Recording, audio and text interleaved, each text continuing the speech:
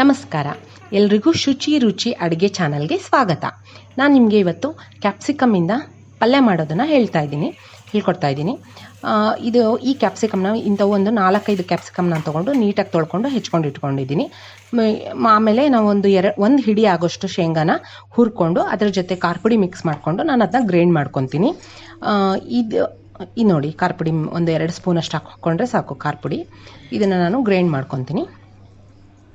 ಆಮೇಲೆ ನಾವು ಇದು ಗ್ರೈಂಡ್ ಮಾಡ್ಕೊಂಡ್ಮೇಲೆ ನಾವು ಹೆಚ್ಕೊಂಡಿಟ್ಕೊಂಡಿರ್ತೀವಲ್ಲ ಕ್ಯಾಪ್ಸಿಕಮ್ನ, ಅದನ್ನ ಸ್ವಲ್ಪ ಫ್ರೈ ಮಾಡ್ಕೋಬೇಕು. ತುಂಬ ಫ್ರೈ ಅಲ್ಲ, ಒಂದು ಸ್ವಲ್ಪ ಮಟ್ಟಿಗೆ ಫ್ರೈ ಮಾಡಿಕೊಂಡ್ರೆ ಸಾಕು. ಹಸಿ ವಾಸನೆ ಹೋಗೋ ಥರ ಫ್ರೈ ಮಾಡಿಕೊಂಡ್ರೆ ಸಾಕು. ನೋಡಿ, ಎಣ್ಣೆ ತುಂಬ ಕಡಿಮೆ ಬೇಕು ಇದಕ್ಕೆ, ಎಣ್ಣೆ ತುಂಬ ಜಾಸ್ತಿ ಬೇಕಾಗಲ್ಲ. ಯಾಕಂದರೆ ನಾವು ಇದಕ್ಕೆ ಶೇಂಗಾ ಎಲ್ಲ ಹಾಕೋದ್ರಿಂದ ಅದರಲ್ಲಿರೋ ಎಣ್ಣೆ ಬಿಟ್ಕೊಳ್ಳುತ್ತೆ.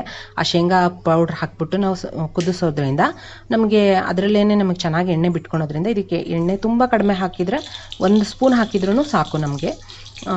ಅದಕ್ಕೋಸ್ಕರ ನಾನು ಒಂದು ಅಲ್ಲ 2 ಸ್ಪೂನ್ ಹಾಕಿದ್ದೀನಿ. ಅದಕ್ಕೆ ಸಾಸಿವೆ, ಆಮೇಲೆ ಸ್ವಲ್ಪ ಇಂಗು ಹಾಕ್ಬಿಟ್ಟು ನಾನು ಹೆಚ್ಚಿಟ್ಕೊಂಡಿರೋ ಕ್ಯಾಪ್ಸಿಕಮ್ನ ಅದಕ್ಕೆ ಹಾಕಿ ಫ್ರೈ ಮಾಡ್ಕೊತೀನಿ.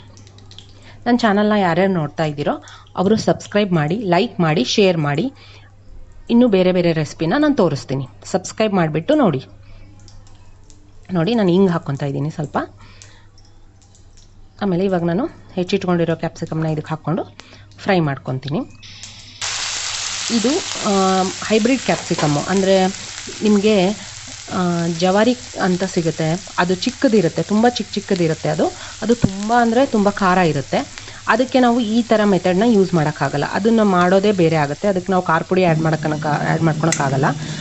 ಇದಾದರೆ ಒಂದು ಸ್ವಲ್ಪನೂ ಖಾರ ಇರಲ್ಲ. ಆಮೇಲೆ ತುಂಬ ಒಂಥರ ಕೊಬ್ಬರಿ ಥರ ಟೇಸ್ಟ್ ಇರುತ್ತೆ. ಇದರಲ್ಲಿ ಒಂಚೂರು ಖಾರನೇ ಇರಲ್ಲ. ಅದಕ್ಕೋಸ್ಕರ ನಾವು ಇದಕ್ಕೆ ಖಾರ ಪುಡಿ ಮತ್ತು ಈ ಮೆಥಡ್ನ ಯೂಸ್ ಮಾಡಬೇಕು.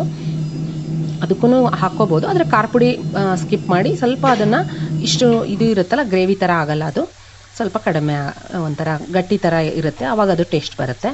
ಇದಕ್ಕೆ ನಾನು ಉಪ್ಪು ಹಾಕ್ಕೊಂಡು ಸ್ವಲ್ಪ ಬಾಡಿಸ್ಕೊತಾ ಇದ್ದೀನಿ. ಅಂದರೆ ಸ್ವಲ್ಪ ಉಪ್ಪು ಹೀರ್ಕೊಳ್ಳುತ್ತೆ, ಸ್ವಲ್ಪ ಬೇಗನೆ ಫ್ರೈ ಆಗಿಬಿಡುತ್ತೆ. ಇದನ್ನು ಒಂದು 7-8 ನಿಮಿಷದಲ್ಲೇ ಮಾಡಿ ಮುಗಿಸ್ಕೊಂಡ್ಬಿಡ್ಬೋದು ಇದನ್ನು. ಯಾಕಂದರೆ ಇದು ತುಂಬ ಬೇಗ ಬೇಯೋದ್ರಿಂದ ನಮಗೆ ನಾವು ಶೇಂಗಾ ಪೌಡ್ರ್ ಹಾಕಿದ ಮೇಲೆ ಅದನ್ನು ಕುದಿಸೋ ಟೈಮ್ ಏನಿದೆಯಲ್ಲ ಅಷ್ಟೇ ಟೈಮ್ ನಮಗೆ ತೊಗೊಳೋದಿದು. ನೋಡಿ, ಇಷ್ಟು ಬಾಡಿಸ್ಕೊಂಡಿದ್ದೀನಿ. ಇದಕ್ಕೆ ನಾನೀಗ ರುಬ್ಬಿಟ್ಕೊಂಡಿರೋ ಶೇಂಗಾ ಪೌಡ್ರನ್ನ ಆ್ಯಡ್ ಮಾಡ್ತಾಯಿದ್ದೀನಿ. ಆಮೇಲೆ ನಿಮಗೆ ಅದು ಹಾಕ್ಕೊಂಡು ನಿಮಗೆ ಗಟ್ಟಿ ಬೇಕಂದರೆ ಸ್ವಲ್ಪ ನೀರು ಆ್ಯಡ್ ಮಾಡ್ಕೋಬೋದು. ನೀರಾಗಿ ಬೇಕಂದರೆ ಸ್ವಲ್ಪ ಜಾಸ್ತಿ ನೀರಾಗಿ ಆ್ಯಡ್ ಮಾಡ್ಕೊಬೋದು. ಒಂದು ಮೀಡಿಯಮ್ ಸೈಜ್ ಇರಲಿ ಅಂತ ಹೇಳ್ಬಿಟ್ಟು ನಾನು ಸ್ವಲ್ಪ ಜಾಸ್ತಿ ನೀರು ಹಾಕ್ಕೊಂಡು ಅದನ್ನ ಚೆನ್ನಾಗಿ ಕುದಿಸ್ಬೇಕು. ಆವಾಗ ನಿಮಗೆ ಒಂದು ಮೀಡಿಯಮ್ ಸೈಜಲ್ಲಿ ಬರುತ್ತೆ ನಿಮಗೆ ಅದು ಪಲ್ಯ. ನೋಡಿ, ಇಷ್ಟು ಹಾಕ್ಕೊತಾ ಇದ್ದೀನಿ. ಇನ್ನೂ ಸ್ವಲ್ಪ ನೀರು ಹಾಕ್ಕೊತೀನಿ ನಾನು. ಯಾಕಂದರೆ ಇದು ತುಂಬ ಗಟ್ಟಿಯಾಗಿಬಿಡುತ್ತೆ. ಇಷ್ಟೇ ಮಾಡ್ಕೊಂಬಿಟ್ರೆ ನಿಮಗೆ ತಳ ಹಿಡಿದ್ಬಿಡುತ್ತೆ ಇದು ಕುದಿಸುವಾಗ. ಇದು ಕುದಿಸ್ದಾಗೇ ಟೇಸ್ಟ್ ಬರುತ್ತೆ. ಇದು ಶೇಂಗಾ ಪೌಡ್ರದ್ದೆಲ್ಲ ಚೆನ್ನಾಗಿ ನಿಮಗೆ ಕುದ್ರೆ ಅದು ಎಲ್ಲ ಹೀರ್ಕೊಳ್ಳುತ್ತೆ. ಅವಾಗ ನಿಮಗೆ ಚೆನ್ನಾಗಿ ಟೇಸ್ಟ್ ಬರುತ್ತೆ. ನೋಡಿ, ಇನ್ನೊಂಚೂರು ನೀರು ಹಾಕ್ತಾಯಿದ್ದೀನಿ ನಾನು, ಇನ್ನೊಂಚೂರು ನೀರು. ನೋಡಿ, ಇದಕ್ಕೆ ನಾನು ಸ್ವಲ್ಪ ಹುಣಸೆಹಣ್ಣು ನೀವು ಆ್ಯಡ್ ಮಾಡ್ಕೋಬೋದು. ಒಂದು 2 ಎಸಳು ಹುಣಸೆಹಣ್ಣು ಹಾಕ್ಕೊಂಡ್ರೆ ಟೇಸ್ಟ್ ಚೆನ್ನಾಗಿರುತ್ತೆ. ನೀವು ಶೇಂಗಾ ರುಬ್ತೀರಲ್ಲ ಆವಾಗಾದರೂ ಆ್ಯಡ್ ಮಾಡ್ಕೋಬೋದು. ಈಗಾದರೂ ನಾವು ಸ್ವಲ್ಪ ನೆನೆ ಇಟ್ಬಿಟ್ಟು ಹಾಕ್ಬೋದು. ಅದನ್ನು ಸ್ವಲ್ಪ ಚೆನ್ನಾಗಿರುತ್ತೆ ಟೇಸ್ಟ್. ನಾನು ಇದಕ್ಕೆ ಬೆಲ್ಲ ಹಾಕ್ಕೊತಾ ಇದ್ದೀನಿ. ನೋಡಿ, ಇಷ್ಟು ಹಾಕ್ಕೊತಾ ಇದ್ದೀನಿ ಬೆಲ್ಲ. ನಿಮಗೆ ಅಷ್ಟೊಂದು ಸ್ವೀಟ್ ಬೇಡ ಅಂದರೆ ಕಡಿಮೆ ಹಾಕ್ಕೋಬೋದು. ಈ ಹುಳಿ ಪುಡಿ ಅಥವಾ ಸಾರಿನ ಪುಡಿ, ಮಸಾಲ ಪುಡಿ ಇರುತ್ತಲ್ಲ, ಅದನ್ನ ಒಂದು ಚೂರು ಹಾಕ್ಕೊತಾ ಇದ್ದೀನಿ, ಭಾಳ ಅಲ್ಲ. ಅಂದರೆ ಜೀರಿಗೆ, ಮೆಣಸು ಮತ್ತು ಹವೀಜ ಅದನ್ನೆಲ್ಲ ಹುರಿದು ಪುಡಿ ಪೌಡ್ರ್ ಮಾಡಿ ಇಟ್ಕೊಂಡಿರ್ತೀವಲ್ಲ, ಅದನ್ನು ಸ್ವಲ್ಪ ಹಾಕ್ತಾ ಇದ್ದೀನಿ.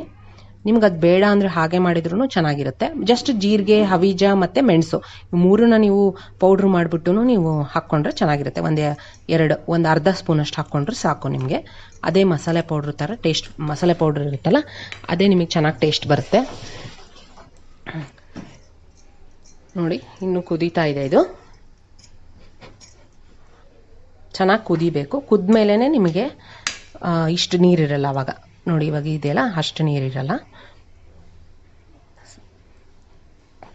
ಸ್ವಲ್ಪ ಅರಿಶಿನ ಪುಡಿ ಹಾಕ್ಕೋಬೇಕು, ಒಂದು ಚಿಟಿಕೆ ಅಷ್ಟು. ನೋಡಿ, ಇಷ್ಟು ನೀರಿರಲ್ಲ ನಿಮಗೆ. ಕುದ್ಮೇಲೆ ಸ್ವಲ್ಪ ಗಟ್ಟಿಯಾಗಿ ಬರುತ್ತೆ. ನೋಡಿ, ಇವಾಗ ಯಾವ ಥರ ಬಂದಿದೆ, ಕುದ್ದಿದೆ. ಒಂದು 5 ಮಿನಿಟ್ಸು ಸ್ಲಿಮ್ ಫ್ಲೇಮಲ್ಲಿ ಇಟ್ಬಿಟ್ಟು ನಾನು ಕುದಿಸಿದ್ದೀನಿ. ನೋಡಿ ಈ ಥರ ಬಂದಿದೆ ನೋಡಿ, ಚೆನ್ನಾಗಿ ಬಂದಿದೆ. ಇಷ್ಟು ಕುದ್ರೆ ಸಾಕು. ಆಫ್ ಮಾಡಿಬಿಟ್ಟು ಒಂದು 2 ಮಿನಿಟ್ಸ್ ಬಿಟ್ಟು ನೀವು ಚಪಾತಿ ಜೊತೆಗೂ ತಿನ್ಬೋದು, ಮತ್ತು ರೊಟ್ಟಿ ಜೊತೆಗೆ ತಿನ್ಬೋದು, ಜೋಳದ ರೊಟ್ಟೆ ಜೊತೆಗೆ, ಅಕ್ಕಿ ರೊಟ್ಟಿ ಜೊತೆಗೂ ನೀವು ತಿನ್ಬೋದು. ಇದನ್ನು ನಿಮ್ಗೆ ನಾನು ಒಂದು 3 ಜನಕ್ಕೆ 4 ಜನಕ್ಕೆ 2 ಟೈಮ್ ಆಗುತ್ತೆ ಇಷ್ಟು ಮಾಡಿಕೊಂಡ್ರೆ. ತುಂಬ ಚೆನ್ನಾಗಿ ಒದಗುತ್ತೆ ಇದು, ಈ ಥರದ್ದು ಪಲ್ಯ ಎಲ್ಲ ಮಾಡಿದರೆ. ನೋಡಿ ಎಷ್ಟು ಚೆನ್ನಾಗಿ ಬಂದಿದೆ ನೋಡಿ. ಈ ಥರ ಆಗುತ್ತೆ ಕುದ್ಮೇಲೆ. ಚೆನ್ನಾಗಿ ಕುದಿಬೇಕು ನೋಡಿ. ಸೈಡಿಗೆಲ್ಲ ಸ್ವಲ್ಪ ಎಣ್ಣೆ ಕಾಣಿಸ್ತಾ ಇದೆ ಅನಿಸುತ್ತೆ ನಿಮಗೆ. ಆ ಥರ ಎಣ್ಣೆ ಬಿಟ್ಕೋಬೇಕು, ಅಂದರೆ ಅದು ಟೇಸ್ಟ್ ಚೆನ್ನಾಗಿ ಬರುತ್ತೆ. ಇದಕ್ಕೆ ಸ್ವಲ್ಪ ಕೊತ್ತಂಬರಿ ಸೊಪ್ಪು ಅಥವಾ ಕರಿಬೇವು ಕೊತ್ತಂಬರಿ ಎರಡನ್ನೂ ಆ್ಯಡ್ ಮಾಡ್ಕೋಬೋದು. ಈ ಟೈಮಲ್ಲೇ ನಾವು